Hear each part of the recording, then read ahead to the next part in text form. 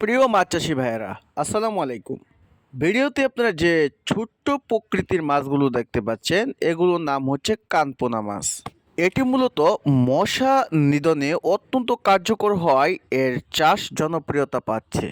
শুধু মশা নিধনে নয়, এই মাছগুলো দিয়ে বর্তমানে আইড় এবং চিতল ও রাক্ষসী মাছের খাদ্য হিসেবে ব্যবহার করা হচ্ছে। এরা শান্ত ও গভীর জল পছন্দ করে এবং বাংলাদেশের পুকুর, ডোবা, খাল ও নদীতে এদের পাওয়া যায়। তবে মোহনা অঞ্চলেও এদের দেখা মেলে।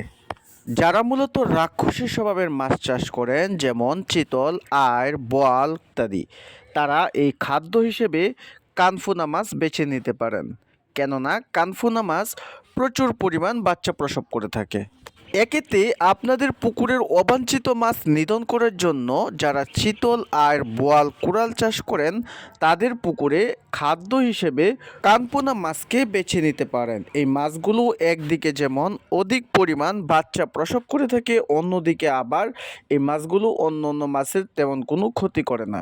তো ভিউয়ার্স, যারা এই দুর্লভ প্রজাতির কানপোনা মাছের পোনা খুঁজতেছেন, তারা আমাদের সাথে যোগাযোগ করতে পারেন। এই ভিডিওতে যে নাম্বার রয়েছে সেই নাম্বারে কল করে সারা বাংলাদেশ থেকে এই মাছের পোনাগুলো বুকিং করে নিতে পারবেন। ধন্যবাদ।